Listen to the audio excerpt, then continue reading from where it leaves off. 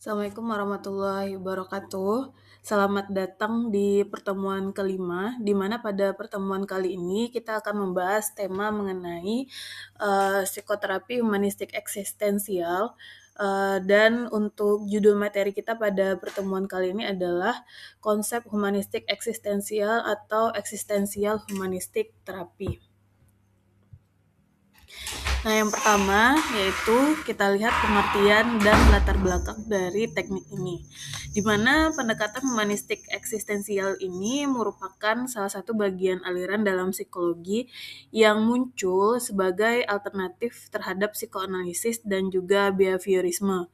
Dan terkadang aliran ini dianggap terlalu deterministik dalam memandang konsep manusia. Nah, selain itu, pendekatan ini juga dikenal sebagai kekuatan ketiga dalam psikologi. Lalu, pendekatan ini karena berakar pada filsafat eksistensialisme, ia menekankan bahwa manusia itu yang pertama adalah makhluk yang menyadari keberadaan dari dirinya sendiri. Sehingga karena manusia itu sadar bahwa dirinya itu eksis, maka manusia itu memiliki kebebasan di dalam memilih dan sebagai pribadi yang sehat, manusia itu sendiri juga memiliki tanggung jawab yang penuh atas hidupnya sendiri. Nah, dalam konsep eksistensialisme, mereka melihat bahwa manusia itu bukan hanya sekedar hasil dari bagaimana lingkungan membentuknya atau bawaan dari lahir. Tetapi pandangan ini melihat bahwa individu itulah yang memiliki upaya dalam aktif menentukan bagaimana nasibnya di dalam kehidupannya. Nah, hakikat manusia dalam pendekatan humanistik eksistensial itu ada 5. Yang pertama, menurut pendekatan ini, manusia itu jelas adalah makhluk yang memiliki kesadaran diri. Artinya, sebagai seorang individu, manusia itu memiliki kemampuan untuk memahami bagaimana dirinya sendiri dan juga mengetahui keberadaan ataupun posisi dirinya sendiri. Yang kedua, manusia itu adalah makhluk yang bebas dan juga bertanggung jawab. Sehingga karena manusia itu memiliki kekuatan, maka dia memiliki kebebasan dalam memilih dan juga menentukan pilihannya. Dan selanjutnya, manusia juga bisa bertanggung jawab terhadap apa yang dia pilih tersebut. Yang ketiga, manusia itu adalah makhluk yang mencari makna. Oleh karena itu, pendekatan ini melihat bahwa manusia sepanjang proses hidupnya akan selalu terus berusaha menemukan makna dalam kehidupan. Dan pencarian makna ini didasarkan tidak selalu atas sesuatu yang bermakna. Karena manusia akan mulai berusaha menemukan makna sesuai dengan kesadaran dirinya sendiri. Yang keempat, manusia itu adalah makhluk yang berkembang atau dikenal dengan istilah becoming. Pendekatan ini melihat bahwa manusia selalu dalam proses, sehingga sebagai seorang individu, manusia itu adalah makhluk yang dinamis atau tidak statis. Sehingga manusia itu pasti akan selalu berkembang sesuai dengan bagaimana dia melihat kehidupannya. Lalu yang terakhir, manusia itu adalah makhluk yang memiliki potensi aktualisasi diri. Artinya, jika kita bicara akan konsep kesehatan psikologis, maka kesehatan psikologis dalam pandangan ini terkait dengan bagaimana manusia itu secara aktif bisa mengembangkan potensi-potensi yang dimiliki di dalam dirinya sendiri. Nah, berdasarkan hal itu, bisa kita simpulkan bahwa ada 5 konsep utama di dalam pendekatan humanistik eksistensial. Yang pertama adalah mention adanya kesadaran diri. Yang kedua, mention adanya konsep kebebasan dan juga tanggung jawab dalam pribadi yang sehat. Yang ketiga, yaitu pada manusia itu pastinya memiliki kecemasan, sehingga kecemasan itu hadir di dalam kehidupannya atau dikenal juga dengan istilah kecemasan eksistensial. Yang keempat, walaupun manusia itu memiliki kebebasan dan juga ia mampu untuk melakukan aktualisasi diri, tetapi umumnya manusia itu memiliki keterbatasan dalam kehidupan dan pada akhirnya pasti menuju kematian. Dan yang kelima, selama proses hidupnya, manusia itu pasti bergantung dengan individu lainnya. Atau seluruh proses hidup dalam mencapai kesadaran itu pasti ada hubungannya dengan orang lain di sekitarnya. Nah, ada beberapa ahli yang kemudian menilai bahwa ada beberapa pandangan khusus di dalam humanistik eksistensial. Nah, kita akan bahas satu persatu. Yang pertama, ahli yang paling sering disebut di dalam konsep ini adalah Abraham Maslow, di mana Abraham Maslow itu melihat pandangan yang holistik mengenai eksistensi dari manusia itu sendiri, di mana Maslow melihat bahwa manusia itu adalah satu kesatuan yang utuh. Oleh karena itu, manusia itu tidak bisa dipisahkan antara fisik dan psikologisnya. Jika fisiknya sehat, maka psikologisnya akan sehat, dan begitu juga sebaliknya. Yang kedua, para ahli humanistik eksistensial menilai bahwa manusia itu memang memiliki kebebasan atau freedom. Artinya, bagaimana perilaku dari manusia itu sendiri dan bagaimana dia memilih atas kehidupannya itu merupakan penentu dari individu tersebut, dan mereka jugalah yang pada akhirnya memiliki kontrol atas apapun yang terjadi di dalam hidupnya. Yang ketiga yaitu adanya konsep aktualisasi diri, di mana menurut pandangan humanistik eksistensial bahwa manusia itu memiliki dorongan yang secara alami membuatnya menjadi terus berkembang dan pada akhirnya mampu mewujudkan potensi-potensi yang ia miliki selama proses kehidupannya. Lalu yang keempat, adanya growth oriented atau perkembangan yang kemudian dilihat sebagai proses selama hidup manusia itu sendiri. Yaitu artinya manusia itu pasti selalu bergerak menuju pertumbuhan, baik itu pertumbuhan secara fisik maupun pertumbuhan secara mental dan psikologis. Lalu konsep terakhir adalah sifat dasar manusia, bahwa para ahli humanistik eksistensial ini melihat manusia itu pada dasarnya murni ataupun netral. Jadi, tidak ada konsep jahat ataupun baik di dalam diri manusia. Bagaimana manusia itu bersikap dan berperilaku, itu tidak tergantung atas faktor bawaan. Nah, beberapa tokoh yang dikenal di dalam pandangan humanistik eksistensial. Yang pertama adalah Abraham Maslow, yang kedua adalah Carl Rogers, dan yang ketiga adalah Viktor Frankl. Ini mohon maaf ya, di dalam slide saya tidak menampilkan foto yang sebenarnya karena keabsenan di dalam mengedit PPT. Mari kita bahas satu persatu mengenai teori dari tokoh-tokoh tersebut. Yang pertama adalah Abraham Maslow. Mungkin keseluruhan dari mahasiswa tidak asing dengan nama ini. Bahwa Abraham Maslow ini yang menekankan konsep eksistensial itu sendiri. Di mana beliau berpandangan bahwa aktualisasi diri pada individu merupakan tahta tertinggi dari needs, atau kita sebut dengan hierarki needs. Jadi individu yang memang sehat dan dia bisa mampu memenuhi seluruh needs-nya, maka pada akhirnya dia akan menemukan aktualisasi dirinya. Lalu Maslow inilah yang mengembangkan konsep hierarki kebutuhan yang menekankan bahwa pada setiap individu hierarki kebutuhan atau hierarchy of needs itu tidaklah sama. Setiap individu memiliki pandangan yang berbeda terhadap kebutuhan di dalam kehidupannya. Dan yang paling penting, Maslow ini melihat bahwa manusia itu pasti memiliki potensi untuk berkembang secara optimal. Jadi, manusia pada dasarnya tidak membutuhkan orang lain untuk berubah. Karena manusia itu sendirilah yang memiliki kuasa dalam perubahan untuk dirinya sendiri. Yang kedua adalah Carl Rogers. Nah, Rogers ini terkemuka dengan pandangan client-centered terapi, di mana pandangan Rogers ini menekankan adanya diri ataupun self. Self adalah yang berada di dalam inti dari individu itu sendiri, di mana ketika manusia itu mengenali self-nya, maka ia akan menjadi lebih produktif dan berkembang sebagai seorang manusia. Tapi, Rogers melihat bahwa sepanjang hidupnya ada pengalaman subjektif, sehingga pengalaman subjektif inilah yang kemudian dimaknai menjadi sebuah pelajaran dalam diri manusia. Yang pada akhirnya, pengalaman subjektif inilah yang membawa manusia kepada aktualisasi diri tersebut.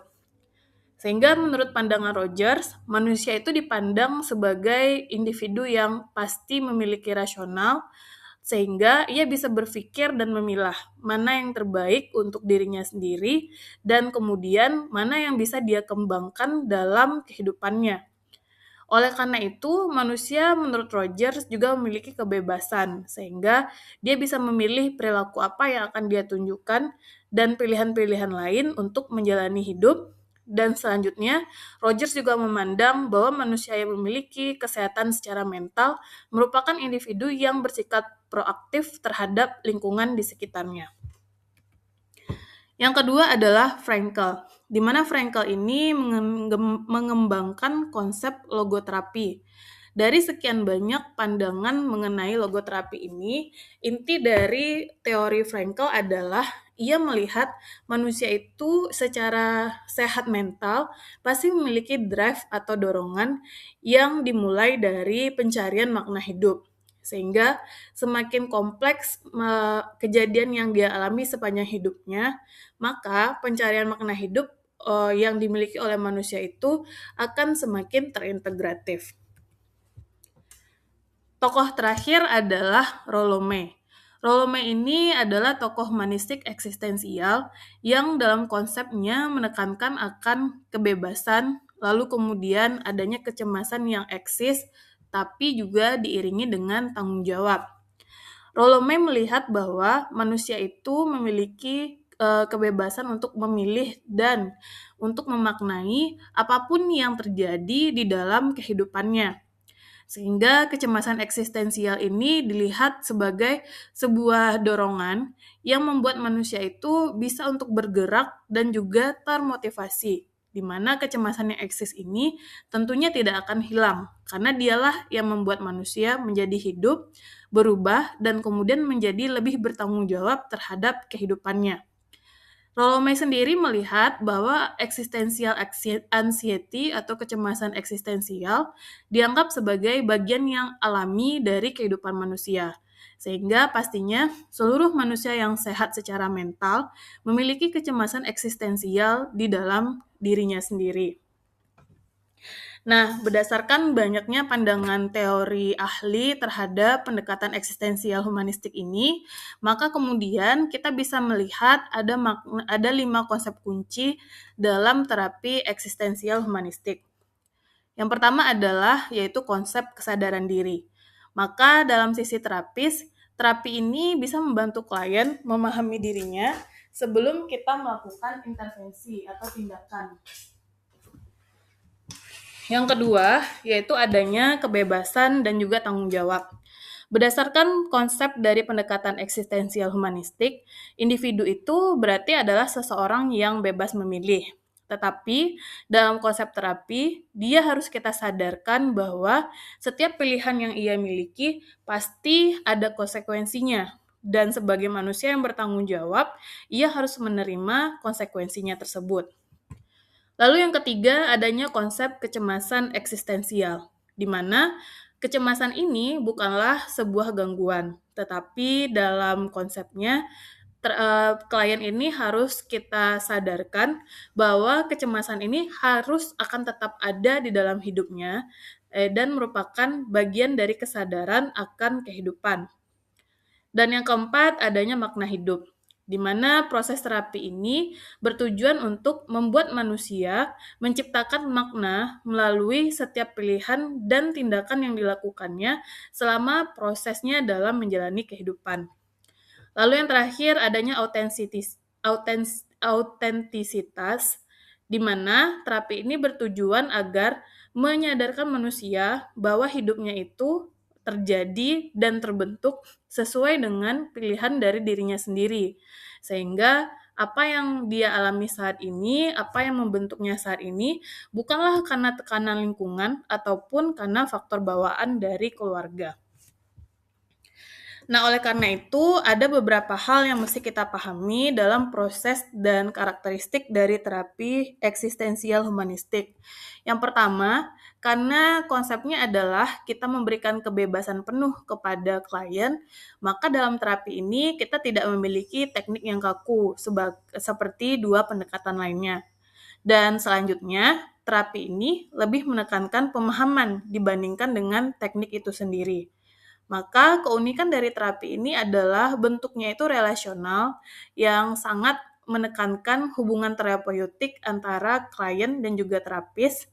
Lalu kemudian hubungan klien dan terapis ini bersifat kolaboratif, saling berkolaborasi, di mana mereka saling belajar dan mengajar terhadap pengalaman antara satu orang dengan orang yang lainnya. Dan yang ketiga, basis dari terapi ini adalah apa yang dialami klien sepanjang proses hidupnya atau pengalaman dalam kehidupan klien.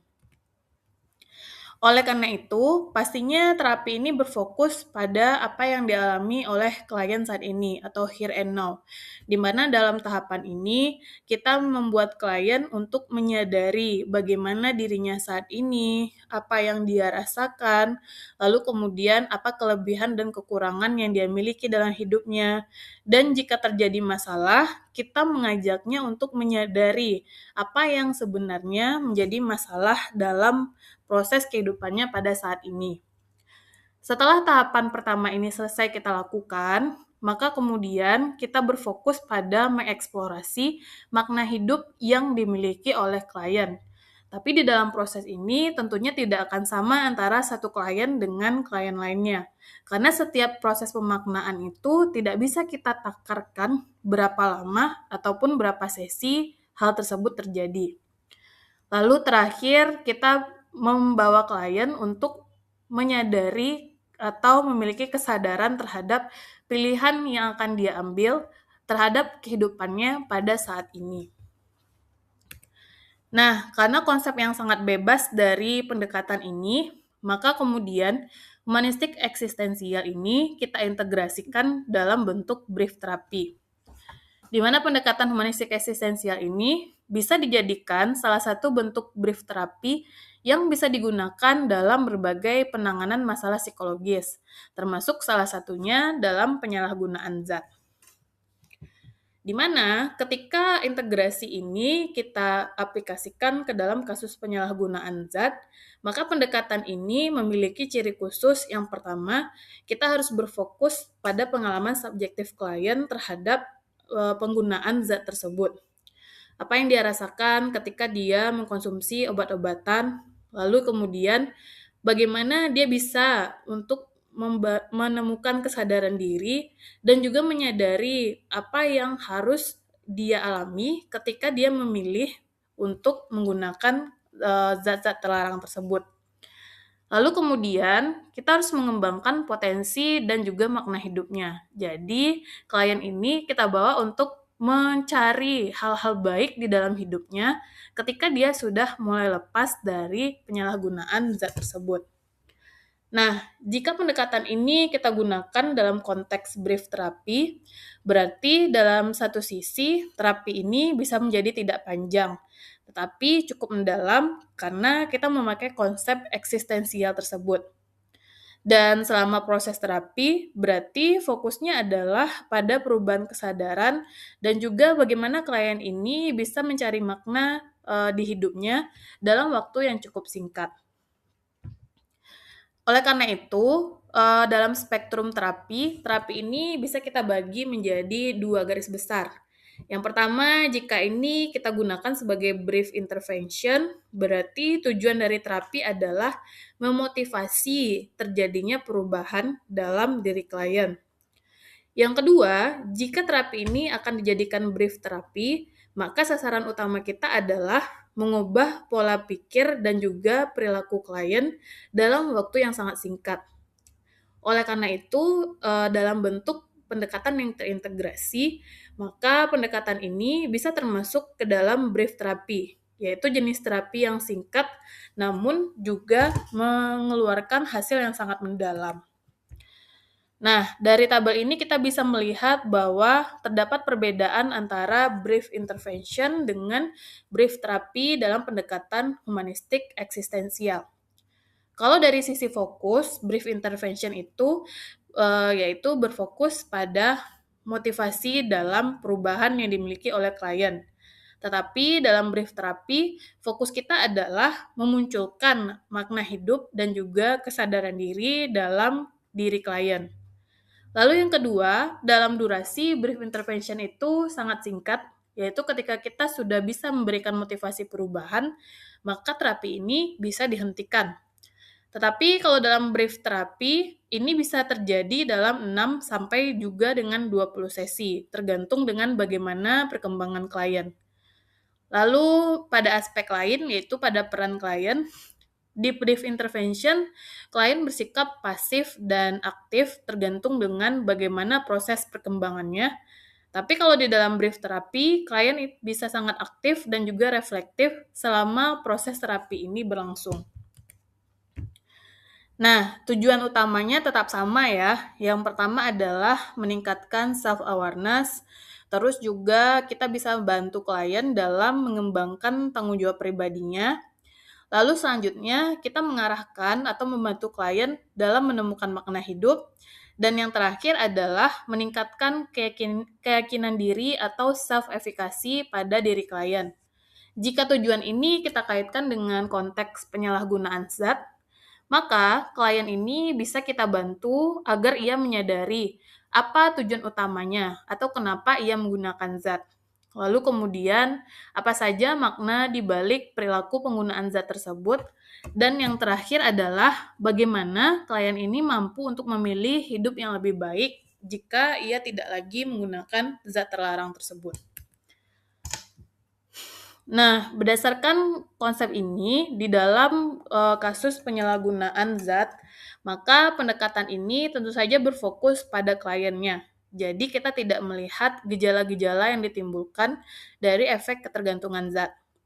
Lalu kemudian kita menekankan bagaimana klien ini mampu memahami pengalaman hidupnya selayaknya manusia, yaitu bagaimana akhirnya dia bisa memilih dalam penggunaan obat-obatan tersebut, bagaimana kisah di balik pemilihannya, dan bagaimana akhirnya dia bisa menyadari bahwa penyalahgunaan obat-obatan itu adalah sesuatu yang tidak baik untuk dirinya sendiri.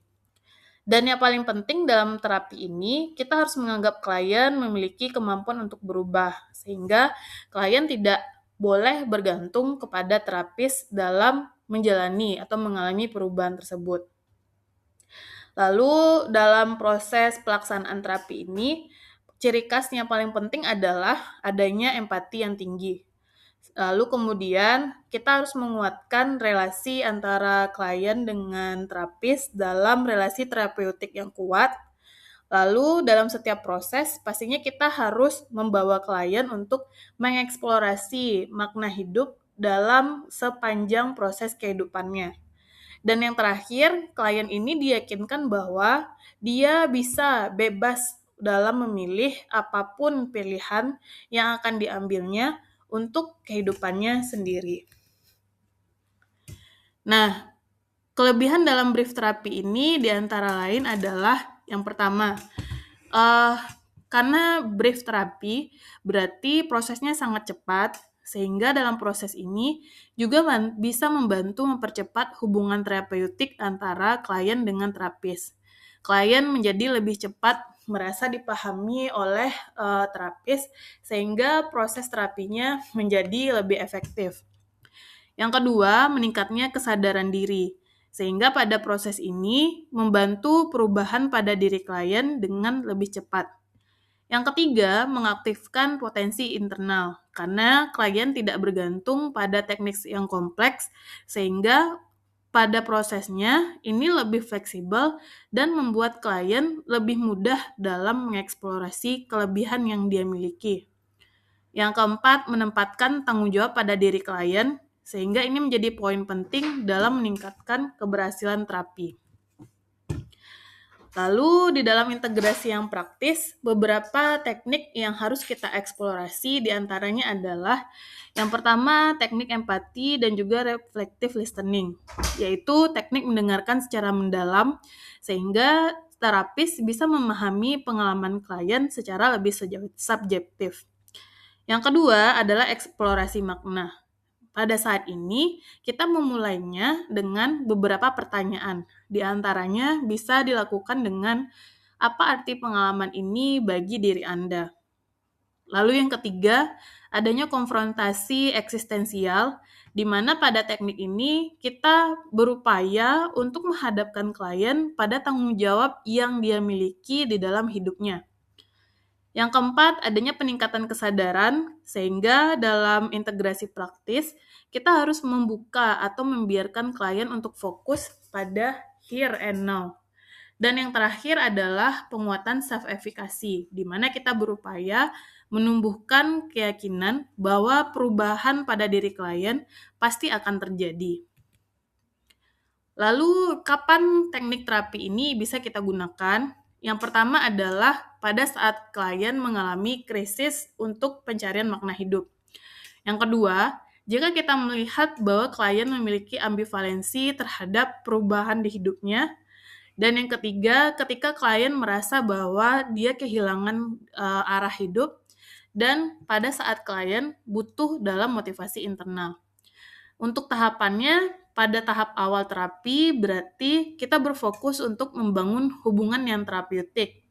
Lalu jika sesi ini selesai dilakukan, maka kita berproses dalam mengeksplorasi makna hidup, dan pada proses pemeliharaan atau tahap ketiga, kita membantu klien dalam memperkuat identitas diri dan juga kehidupannya. Lalu selayaknya teknik-teknik yang lain, pendekatan ini juga mengalami keterbatasan ya. Yang pertama, tidak selalu cocok untuk gangguan yang sudah memiliki simptom psikotik, ataupun mungkin kepada klien yang secara kehidupannya tidaklah stabil. Lalu, terapi ini membutuhkan terapis yang sangat terlatih, sehingga terapi ini juga membutuhkan relasi terapeutik yang sangat kuat. Dikhawatirkan jika memang terapis adalah terapis yang baru, maka relasi terapeutik ini tidak bisa terbentuk dengan cepat. Artinya, bahwa pendekatan ini sebenarnya bukan solusi tunggal yang bisa dipakai sendiri, tetapi pendekatan ini harus terintegrasi dengan sistem terapi lainnya. Oleh karena itu, pendekatan ini kita integrasikan dengan pendekatan lain, seperti contohnya, misal pada CBT. Kita mengkombinasikan humanistik eksistensial dengan CBT dengan tujuan untuk perubahan perilaku. Atau yang kedua, dengan teknik motivational interviewing yang dikombinasikan untuk memberikan motivasi kepada klien. Atau yang ketiga, pada teknik family therapy, humanistik eksistensial juga sering diintegrasikan untuk melihat konteks sosial di dalam sistem keluarga. Nah, oleh karena itu, terapi ini adalah bagian terpenting dari sistem integrasi brief terapi modern yang menekankan akan kesadaran diri, kebebasan, dan juga makna hidup. Dan di satu sisi memang sangat efektif dalam meningkatkan motivasi, lalu mengubah perspektif hidup, mendukung pemulihan jangka panjang. Terus selanjutnya dalam konteks psikoterapi, pendekatan ini tidak hanya menyembuhkan, tetapi juga diharapkan bisa membantu individu untuk menjadi manusia yang lebih utuh dan memiliki makna di dalam kehidupannya. Baik, sekian saja materi kita pada pertemuan kelima. Silakan dipahami dan dibaca sesuai dengan PPT yang sudah dibagikan. Mohon maaf atas salah kata, saya akhiri. Assalamualaikum warahmatullahi wabarakatuh.